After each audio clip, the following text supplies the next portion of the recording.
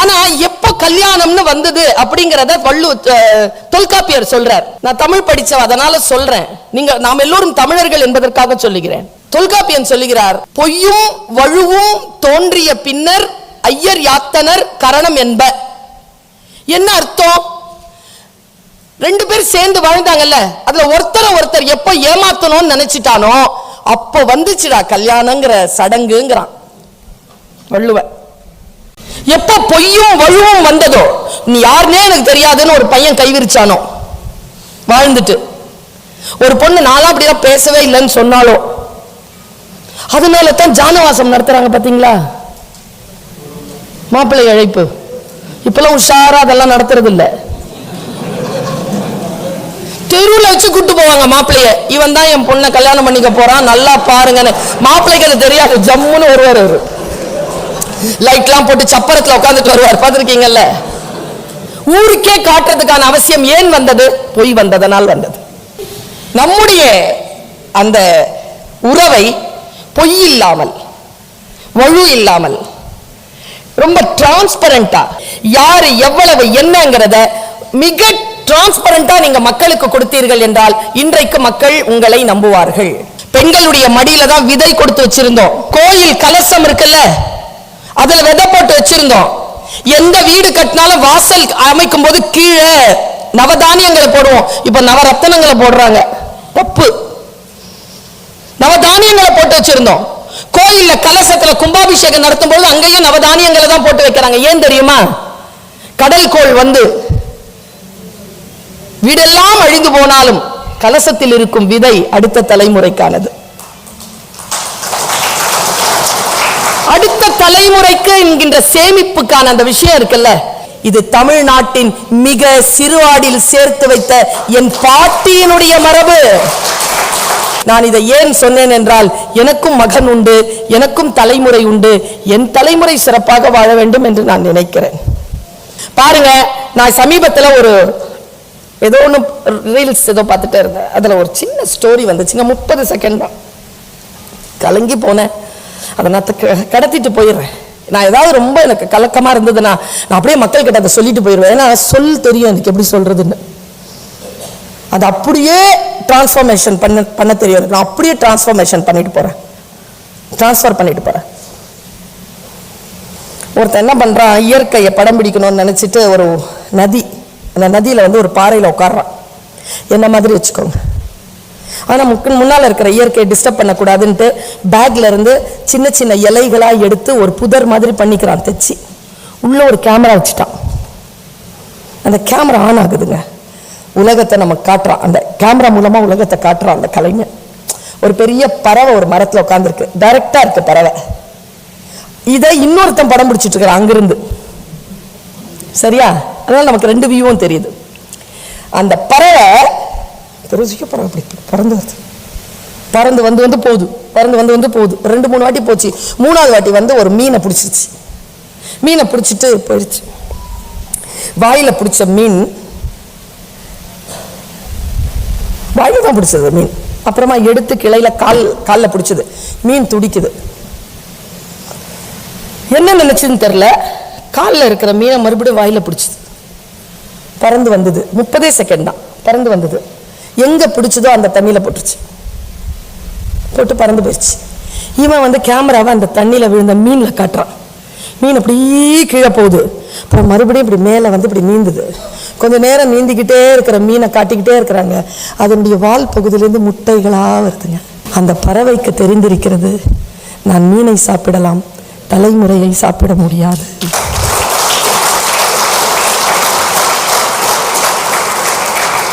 நாமெல்லாம் பிசினஸ்க்குன்னு வந்துட்டோம். நமக்கான கடமைகள், நமக்கான உணவு.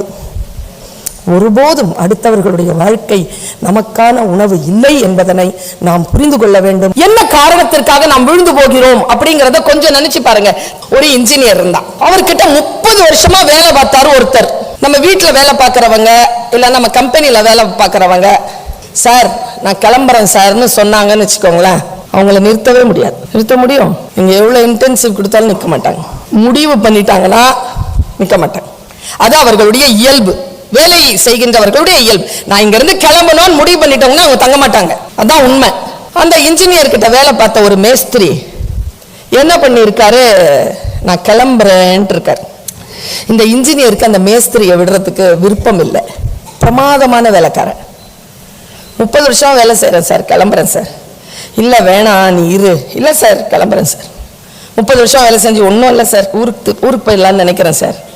சரி ஒரு வேலை செய்யறியா, ஒரு 3 மாசம் மட்டும் என் கூட இரு, அப்புறம் போயிடலான்ட்டு. ஒரே ஒரு ப்ராஜெக்ட் தான், 3 மாசம் எல்லாம் இருக்க முடியாது, ஒரு ப்ராஜெக்ட் எப்போ வேணாலும் முடி. சரின்னு அந்த ப்ராஜெக்டை முடிக்கிறான். 90 நாள் ஆக்சுவலா அதனுடைய வேலை. அவன் அவசரமா 35 நாள்லயே முடிச்சிட்டான். முடிச்சிட்டு நான் கிளம்புறேன் சார் அப்படின்னா, அது ஒரு வீடு கட்டுற வேலை. அவர் சொன்னாரு, நாளைக்கு வா, வீட்டுக்கு வா, ஒய்ஃபோட வா, சாப்பாடுலாம் போட்டு உனக்கு அனுப்புறேன். நான் 30 வருஷம் வேலை செய்யறேன், அப்படியே அனுப்ப முடியாது இல்லையா. அடுத்த நாள் ஒய்ஃபோட வந்த உடனே சாமி படத்துக்கிட்ட போய் நிறுத்தி, அந்த சாமி படத்துக்கு கீழே வச்சிருந்த இந்த இப்போ புதுசா கட்டினாங்களே வீடு, அந்த வீட்டை அவன்கிட்ட கொடுத்து, 30 வருஷமா நீ வேலை செஞ்சதுக்கு இது என்னுடைய பரிசுடா. கையில வாங்கினவன் ஒன்று அழுகுறான். இத முன்னாலேயே சொல்லி இருந்தா கொஞ்சம் ஒழுங்காவது கட்டி கொடுத்துருப்பேன். நான் ஒண்ணு சொல்றேன் பாருங்க, வாழ்க்கை இப்படிதான் நமக்கு முன்னால வந்து நிற்கும். ஏதோ ஒன்று நினைப்போம், நாம் எங்கோ, நான் இப்படி சொல்றேன் பாருங்க, நாம் செய்த பிழைகளை நாம் மறக்கலாம், நாம் செய்த பிழைகளுக்காக நம்மை நாம் மன்னிக்கலாம். ஆனால் அந்த பிழைகள் ஒருபோதும் நம்மை மன்னிப்பதும் இல்லை, மறப்பதும் இல்லை. சுத்தி வந்துரும் அந்த பக்கமா. நான் எனக்கு வந்து இந்த ஒரு விஷயம் உங்களோட பகிர்ந்துக்கணும்னு தோணுது, அதனால இந்த விஷயத்தை நான் சொல்றேன். சமீபத்துல ஒரு படம் பார்க்க சொன்னான் என் பையன். எனக்கு இந்த லியோ படம் மாதிரி என் பொண்டாட்டி என் பிள்ளைங்க நல்லா இருக்கணும், நான் யாரை வேணாலும் என்ன வேணாலும் பண்ணுவேன். எப்பவுமே வந்து lateral thinking, analytical thinking, critical thinking, இதுல இருங்க. நான் கொஞ்சம் படங்கள் பார்ப்பேன், புத்தகங்கள் படிப்பேன். இப்ப கூட என் பேக்ல ஒரு புக் இருக்கு, ஓஷோ எழுதின புத்தர் அப்படின்ற புக்கு. நேற்று மேட்டுப்பாளையம் போயிருந்தேன், புக் ஃபேருக்கு, அங்கிருந்து வாங்கிட்டு வந்தேன். பாருங்க, ஒரு படம் பார்க்குறேன், என் பையன் சொல்றாமா, இந்த படம் பாருமா. நீ தான் சொல்லல lateral thinking, analytical thinking, critical thinking பல்ல, பார்த்து சொல்லுனா. என்ன படம்னா காட்ஸில்லா -1. எத்தனை பேர் பார்த்துருக்கீங்க? சின்ன பிள்ளை தான் பார்க்கும், பார்த்துட்டியா? வேற இன்னொரு சின்ன பிள்ளை பார்த்துருக்குது. நான் ஒன்று சொல்றேன் பாருங்க, பழைய காட்ஸில்லா படம்லாம் இல்லை, அவர்கிட்ட கேட்டா தெரியாது, அவர் பார்த்தாரா? என்கிட்ட கேளுங்க, நான் சொல்றேன். இந்த படம் பார்க்கிறேன், படம் பார்த்த உடனே அது என்ன படம்னா, காட்ஸில்லான்னு ஒரு பெரிய ஒரு மிருகம், அது வந்து ஒரு டைனோசர் மாதிரி இருக்கு. டைனோசர்லயும் ஜெயண்ட் டைனோசர், கடல்ல தான் அது வருது. அது ஒரு கால் வச்சாலே மல்டி ஸ்டோரேஜ் பில்டிங் இப்படி கீழே வந்தது, அவ்வளோ பெருசு, உலகத்தை அழிக்குது. அது எங்கிருந்து வருதுன்னா ஜப்பான் நாட்டுக்கு வருது. அது ஜப்பானிய படம். நான் அந்த படத்தை பார்த்துட்டு முடிவு பண்ணேன், ஜப்பான் நாட்டுக்குன்னு ஒரு நடிப்பு ஸ்டைல் இருக்கு. சும்மா பார்த்தா சோகமா இருக்கிற மாதிரி, சந்தோஷமா இருக்கிற மாதிரி இருக்கான். ஆனா அது சந்தோஷ முகம் அல்ல. அந்த நடிப்பை நீங்க புரிஞ்சுக்கிட்டீங்கன்னா இங்க துக்கம் அடக்கம், அந்த சிரிப்பை பார்த்தா உங்களுக்கு. அந்த மாதிரியான ஒரு படம் அது. நான் ரொம்ப இன்வால்வ்டா பார்த்துட்டு இருக்கிறேன். பெரிய ஒரு காட்ஸில்லா வருதுங்க, எல்லாரையும் அழிக்குது. இவன் கோபத்துல அந்த காட்ஸில்லாவை அழிக்கிறதுக்கு முயற்சி பண்றான். அது எப்படி ஆகுதுன்னா, எவ்வளவு குண்டு போட்டு தகர்த்தாலும் மறுபடியும் அதனுடைய இதெல்லாம் இருக்குல்ல, வால்ல எல்லாம் வந்து ரேடியேஷன் வந்து ஆன் ஆயிடுது. நான் ஏதோ யாரோ எங்க இருந்தோ ஆப்ரேட் பண்றாங்க போல இருக்குன்னு தான் நினைச்சேன். It's Oscar movie, Oscar award கிடைச்சிருக்கு. பின்னால இருந்து அப்படி லைட் வருது, அப்படி வாய் திறக்குது, எங்கெங்க அடிபட்டாலும் அது மறுபடியும் தன்னைத்தானே சரி பண்ணிக்குது. சரி பண்ணிட்டு அது தான் வேலையை பண்ணுது. அவன் கடைசியா ஒரு விமானத்தை கொண்டு வந்து வாயில அடிச்சு அதை கொன்னுடுவான். அதுக்கு உள்ள போயிடும். அது மறுபடியும் வந்தது காட்ட மாட்டாங்க, இறந்துருச்சுன்னு இவங்க எல்லாம் போயிடுவாங்க. அப்புறமா பார்த்தா அந்த தன்னுடைய காதலியினுடைய இந்த இடத்துல ஒரு சின்ன மார்க் இருக்கும். அந்த மார்க் வந்து காட்ஸில்லா அவனுடைய மார்க். ஏன்னா அவன் யாரை தொட்டாலும், அவனுடைய எந்த ரேடியேஷன் முன்னால பட்டாலும் அவங்களும் காட்ஸில்லாவா மாறிடுவாங்க. படம் பார்த்துட்டேங்க, எனக்கு சாப்பிடலை, நான் தூக்கம் இல்லை, எனக்கு நாடா படம் இது அப்படின்ட்டு உட்காந்து பார்த்துட்டு என் பையன் கதவு திறந்து உள்ளவன். அம்மா படம் பார்த்துட்டீங்களா? காட்ஸில்லா யாருமா? என்னடா கேட்குறேன்? காட்ஸில்லா யாருமா? தெரியலடா. ஜப்பான் படமா? காட்ஸில்லா யாரு? தெரியலடா. காட்ஸில்லா உன்னுடைய ஒரிஜினல் தெரியுமா உனக்கு? தெரியாதுடா. ஒரு சின்ன லெசர்ட். ஹிரோஷிமா நாகசாகி அழிச்சாங்கல்ல அமெரிக்கா. அப்ப அழிச்ச போது போட்ட அணுகுண்டுல வந்த ரேடியேஷன் அந்த சின்ன லெசர்ட்ல பட்டு, அந்த லெசர்ட்ல பட்ட ரேடியேஷனுடைய ரியாக்ஷன்ல முளைச்சதுதான் காட்ஸில்லா. அப்ப இந்த உலகத்துக்கு ஜப்பான் சொல்லுதுமா, ஐ அம் a Godzilla.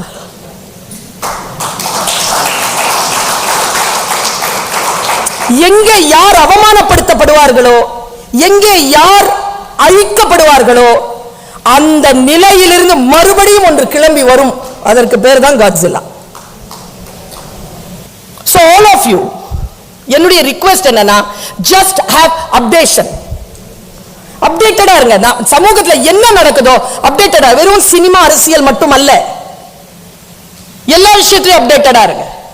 ஒரு நாளைக்கு ஒரு 2 பத்திரிகையை படிக்காம உங்க ஆபீஸ் வேலையை தொடங்காதீங்க. ஏன்னா மக்களோட கனெக்டடா இருக்கிறீங்க. எங்க என்ன இருக்கு? ஒரு விஷயம் சொல்றேன், சட்டத்தில் எந்த வார்த்தைக்கு மரியாதையே கிடையாது தெரியுமா? எனக்கு தெரியாது. You cannot say எனக்கு தெரியாது. அதற்கு சட்டம் அனுமதி தரவில்லை. ஒரு டீச்சரா நான் சொல்றேன், வாசிக்கிற பழக்கத்தை வச்சுக்கோங்க. அதுவும் முக்கியமா பேப்பர், எனி பேப்பர், உங்களுக்கு பிடித்தமான எந்த பேப்பரா இருந்தாலும், எதெல்லாம் வரதுல சிலதுல நியூஸ் வரும், சிலதுல வியூஸ் வரும், படிச்சுக்கோங்க. இது வியூன்னு தெரியும்ல, பார்த்து பார்த்து எது உங்களுடைய நியூஸ் நீங்க நினைக்கிறீங்களோ அந்த பேப்பரை செலக்ட் பண்ணிக்கோங்க. That I will not recommend. நான் சொல்லட்டுமா, அப்டேட்டடா இருங்க. மக்களோட கனெக்ட் ஆனீங்கன்னா, நான் ஸ்பீக்கரா இருக்கிறேன்ல, நான் அப்டேட், எனக்கு மனு பாக்கர் வரைக்கும் தெரியும். எனக்கு இன்னைக்கு இருக்கக்கூடிய ஒலிம்பிக்ல இன்னைக்கு என்ன நடந்தது, எனக்கு அந்த வினேஷ் போகாட்க்கு என்ன நடந்தது, இந்த வினாடி வரைக்கும் என்னென்ன நடந்துட்டு இருக்கு, நேற்று வரைக்கும் என்னென்ன பிரச்சனைகள். கொரோனாவுக்கு பிறகு பல ஸ்பீக்கர்ஸால அடுத்த 2 வருஷத்துக்கு ஃபீல்டுல நிக்கவே முடியல. ஆனா நான் என்னை போன்றவர்கள் நின்றார்கள். ஏன் தெரியுமா? அந்த கலாமிட்டியான நேரத்தில் கூட என்னுடைய பணியை நான் விடாமல் தொடர்ந்து செய்து கொண்டிருந்தேன். ஒரு டிவில தானே பேசுறோம், ஒரு இதுல தானே பேசுறோம் சொல்லிட்டு நிறை குறையெல்லாம் வர்றதில்லை. முழுமையா ப்ரிப்பேர் பண்ணிட்டு, முழுமையா ட்ரெஸ் அப் பண்ணிட்டு, அந்த திறந்து உட்கார்ந்துட்டு இது என்னுடைய ஜாப் அப்படின்னு நான் பண்ணேன். அது எனக்கு இன்றைக்கு பயன்பட்டு கொண்டிருக்கிறது. எனி டைம், எந்த செகண்ட்லயும் கம்ப்ளீட்டா உங்களுடைய கமிட்மெண்ட் இருந்துச்சுன்னா உங்களால் செய்ய முடியும்னு நினைக்கிறேன். முதல்ல ஃபேமிலி டாக்டர்னு ஒருத்தர் இருந்தார் தெரியுமா? அவர் இப்ப இல்ல. கண்ணுக்கு ஒரு டாக்டர், பல்லுக்கு ஒரு டாக்டர், தோலுக்கு ஒரு டாக்டர், வாயை திறந்தாலே 30 டாக்டர் வந்து நிக்கிறாங்க. நாக்குக்கு ஒரு டாக்டர், நரம்புக்கு ஒரு டாக்டர், பல்லுக்கு ஒரு டாக்டர், தாடைக்கு ஒரு டாக்டர், தொண்டைக்கு ஒரு doctor. You have a family bondage ஓட இருங்க. ஃபேமிலி பாண்டேஜோட இருங்க. கொஞ்சம் கஷ்டம் தான், ஆனால் அமைக்கலாம். எப்படி மானம் சம்பந்தமான விஷயம், அப்படி பணம் சம்பந்தமான விஷயம் ரொம்ப முக்கியம். அதுல யாராவது ஏதாவது அசைச்சிட்டாங்கன்னா அது உயிர். அந்த பொறுப்பு நம்ம கிட்ட இருக்கட்டும். 10 ரூபாய் தான். நான் கிளாஸ்ல சொன்னேன், 30 ரூபாய், 25 ரூபாய்ப்பா புக்குன்னு. மேடம் 30 ரூபாய் madam. Hey, what is there யார்? 5 rupees. No madam, it matters. என் குழந்தை சொல்லிச்சிங்க, ஃபர்ஸ்ட் இயர் குழந்தை, 5 rupees இட்ஸ் மேட்டர்ஸ். சாரிப்பா, நான் கண்டிப்பா இட் மேட்டர்ஸ். 25 ரூபா தானே, 30 ரூபா தானே, இட் மேட்டர்ஸ். நீ போய் எலுமிச்சப்பழம் வாங்கிட்டு 5 பைசா நீ எடுத்துக்கோ, இட் மேட்டர்ஸ். It matters. பணத்துல ஒரு வினாடி கூட மேட்டர்ஸ் தான். இளைஞர்களை உங்கள் மத்தியில் நீங்கள் வரவழையுங்கள். என்ன காரணத்துக்காக சொல்றேன்னா, என்னுடைய அப்பா ரிட்டையர்மெண்ட்ல வாங்கின மொத்த பணத்தை என் பையன் அவனுடைய முதல் மாச சம்பளமா வாங்குறான். சரியா? நான் யோசிச்சு பார்க்கிறேன், இன்றைய இளைஞர்களிடத்தில் நாம் எந்த அளவிற்கு அவர்களுக்கு இம்பார்ட்டன்ட் கொடுத்து, எந்த அளவிற்கு அவங்களுடைய பைனான்சியலுக்கான அந்த விஷயங்களை புரிந்துணர்வோடு அவர்களை கொண்டு செல்கிறோமோ, அது நீங்கள் செய்யக்கூடிய மிகப்பெரிய சேவை. சேமிப்பு என்பது நம்முடைய தமிழ் மரபினுடைய மிக முக்கியமான ஒரு அங்கம். என்னுடைய மிகப்பெரிய பலம் மக்களை பார்த்து நான் பேசுவது, மக்களுடைய முகங்களை பார்த்து நான் பேசுவது என் பலம். கொரோனா என்ன பண்ணிருச்சுன்னா, என்ன பார்த்துக்கிட்டே நான் பேசணும்னு வச்சிருச்சு. எனக்கு முன்னால் ஒரு லேப்டாப் இருக்குமா? அதுக்கு இப்ப பாருங்களேன், சில பேர் என்ன வந்து வீடியோ எடுத்துட்டு இருக்கிறாங்க. இது வரைக்கும் என்ன எதில் பார்த்துருக்குறீங்க? அதில் தானே பார்த்துருக்கீங்க. நேரில் வந்திருக்கேன்ல.